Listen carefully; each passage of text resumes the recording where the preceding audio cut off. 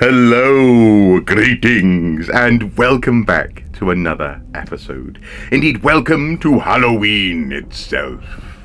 It's a grim, dark, rainy morning outside, and I'm very much in the mood to share with you what is a fairly traditional, at this point, ghost story around Halloween.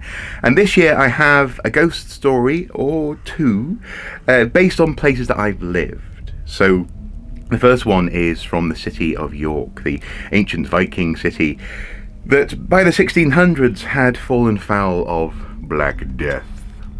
And that seemed actually quite topical, given that we are at the moment going through a pandemic, certainly an epidemic of our own. And the second story is actually an interesting sort of factoid about a very similar time here in the northeast of England, where I now live. In Newcastle, and it comes from a book called Dark Tales of Old Newcastle.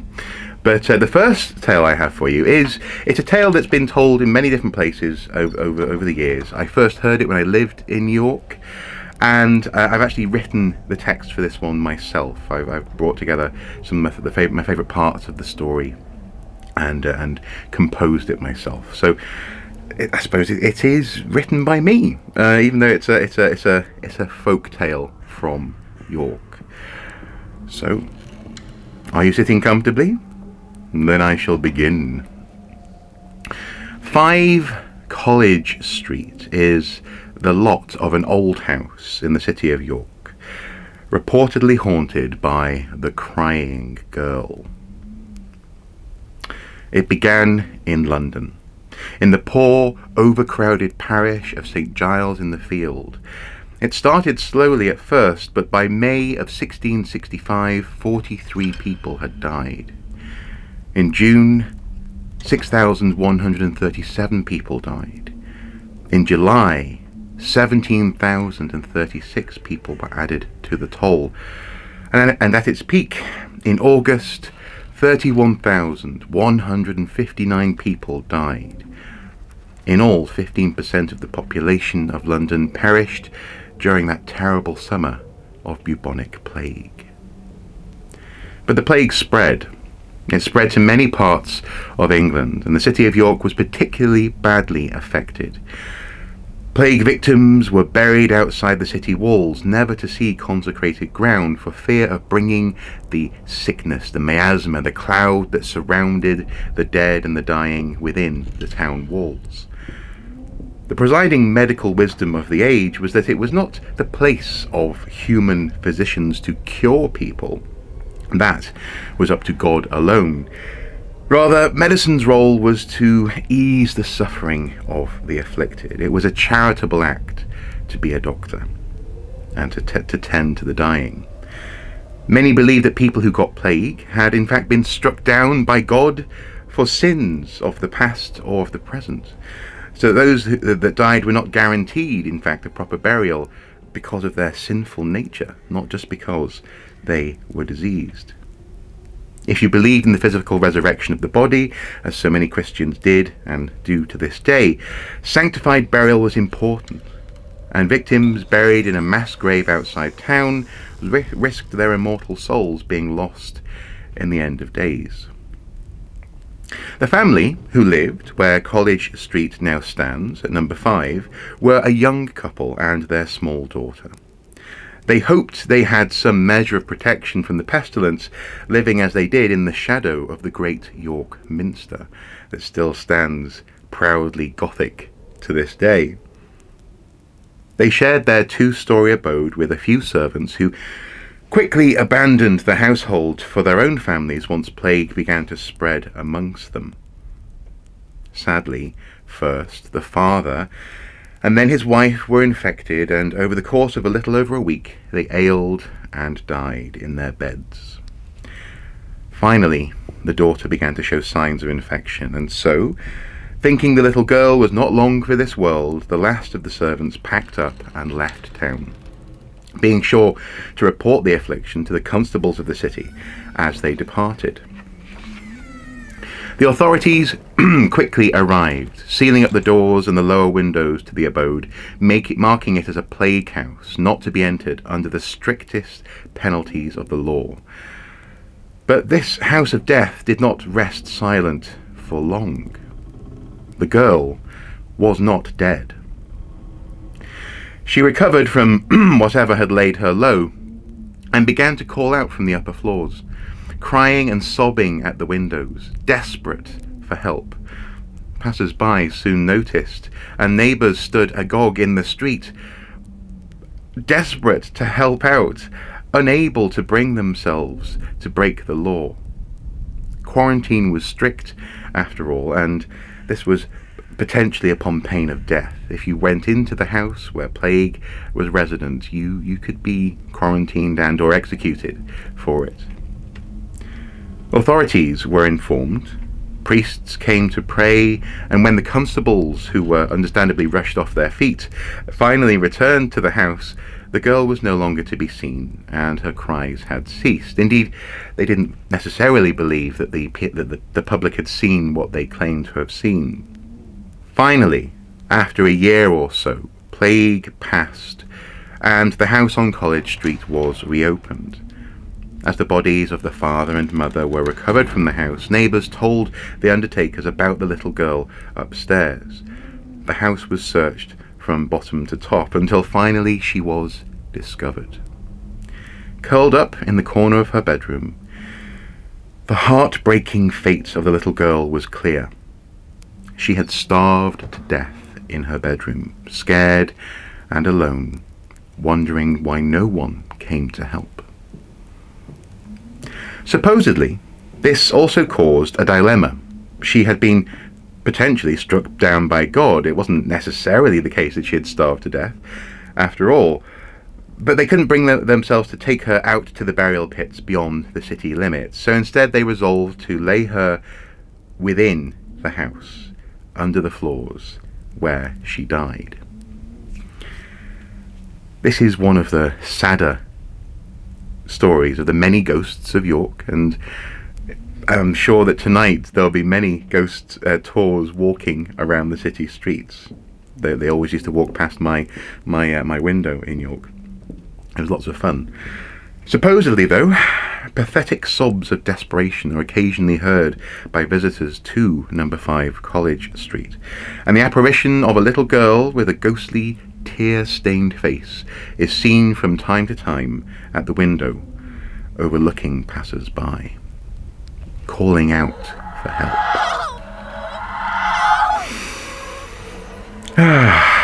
The first time I heard that story, I had been living in the flat, in the room, in the abode where I was renting when I was working at the Jorvik Centre for about a year or so, and I was sitting at a lovely pub called the Guy Fawkes,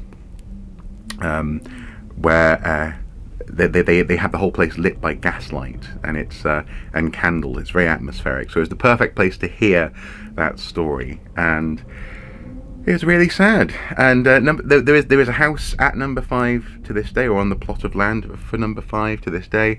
And the property has a first-story window that actually overlooks the square. That's a big public open space just off the eastern window, the altar end of the minster itself.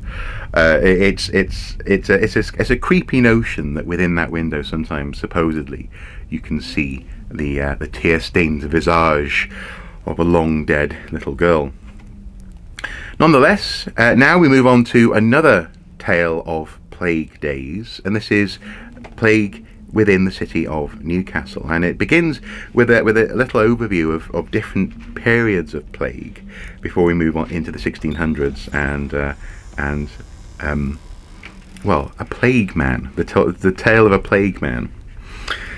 Newcastle, where I live today, suffered with the rest of the country in the first visitation of bubonic plague in 1345 to 1349. Later to be called Black Death. Once the plague introduced by black rats had established itself in a locale, it would then spread rapidly, abate and return, with even greater virulence than before. Symptoms varied with the strain involved, but the telltale signs were fever, accompanied by black swellings of the glands around the groin and armpits. The accompanying delirium led to northerners referring to the disease as the Jolly Rant. There was little joviality once the infected became apparent, and few survived the onset of illness. In town, the death toll amongst the master masons was so great that rebuilding work on the nave and transepts at St. Nicholas Church was halted for many years. Although the disease abated in the 15th century, the closing years of Elizabeth's reign saw its return with several major outbreaks in Newcastle throughout the 17th century. Bearing in mind that the population of Elizabethan and Stuart Newcastle stood around 10,000 people, the epidemics were indeed severe. Recorded in 1579, 2,000 deaths, that's 20%. Recorded in 1589, 1,700 deaths, that's 17%, well, presuming that they got back to 10,000. And recorded in 1636, 5,037 deaths. Predictably enough, the poor and the weak bore the brunt of the onslaught. The parish register at St. John's Church contains the following entry for 1589. Edward Errington, town fool, died in pest. And for 1591, April the 7th, a poor woman dying in the Dong Hill. Oh, buried. The Dong Hill, that presumably that's a great big pile of it's a rubbish dump, but with sewage in there as well. I think anyway. Contagious disease knows no class distinctions, however, and the entry for December of 1589 suggests that some important people fell victim to the plague too. Died this month Mr. W.M. Selby, Mayor, and John Gibson, Sheriff of the town. The 1636 outbreak emanated from the crew of a Dutch ship that had docked on the River Tyne at the city of Newcastle, and before the plague subsided several months later, half the population of Newcastle was dead. Faced with this major epidemic, the town fathers appointed a plague man, an official charged with identifying the sick and ensuring the removal of the dead and dying. In his distinctive garb, a grey robe with peaked hood, the sight of this ghostly, half-glimpsed figure gliding down the narrow streets in the dead of night must have seemed like a vision of death. The trail of empty houses he left in his wake was eloquent testimony to the tenants' fate. That's a really nice sentence, isn't it? The trail of empty houses he left in his wake was eloquent testimony to the tenants' fate. The plague man was empowered to enter any house irrespective of the owner's status. An infected house would be identified with a cross painted on the door, and the interior would be cleansed with a mixture of burning pitch, frankincense, and resin. The sick and the dying would be carted off to one of the nearby shanty towns, which grew up overnight at Spitaltongues and St. Anne's. Now, Spitaltongues is ironically, not too far from where the modern Royal Victoria Infirmary is in Newcastle, but it's spittle comes from the word hospital, Spitaltongues. It became a golf course in the 1800s, and now it's right next to one of the main motorways that runs around around and through the city. Interesting. A number of burial pits have been discovered at these places, and bones discovered in the course of some 18th century developments on Northumberland Street may also be evidence of hastily buried plague victims. Despite all official efforts, the sheer scale of the epidemic left authorities helpless. Contemporary reports tell of people dying in the streets and of grass growing in the once bustling alleyways. There can be little doubt that organisation broke down, and Newcastle must have taken years to recover. The threat of bubonic plague finally ended when brown rats vanquished the disease-carrying black ones. But in the 19th century, Europe was threatened by a scourge just as deadly, and at this time, when Newcastle was well on its way to becoming one of the busiest seaports in the world, cholera. It goes on. This is an interesting. The next chapter after the court for King Cholera is simply labelled disaster. So Dark Tales of Old Newcastle, indeed, by Pamela Armstrong. A funky little book, which at the time of publication was only £2.95. I dare not guess how much it costs today. That was 1990 when this was published. But yeah, the Plague Man, and it's interesting how we live in a time when people are trying to assert their rights a lot, aren't they? They're sort of saying, you can't make me do this, you can't make me wear a mask, for example. Whereas I imagine, at the time, having the power of a plague man wasn't so much the state overbearing, it was a necessary enforcement regime to try and halt the tide of something that was killing off up to half the population of your city.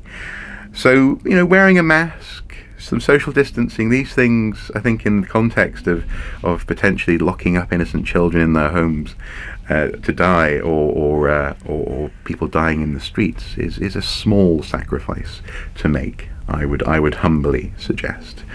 Anyway, before I risk getting too topical, hopefully you've enjoyed those Halloween tales. I'm so pleased that I managed to record them after all on Halloween. This has been a very busy week for me, a very sort of intricate week, and I had planned on recording this sooner, but actually recording on a rainy, dark Halloween morning, that's pretty cool. So hopefully you've enjoyed it. Hopefully you have a wonderful Halloween.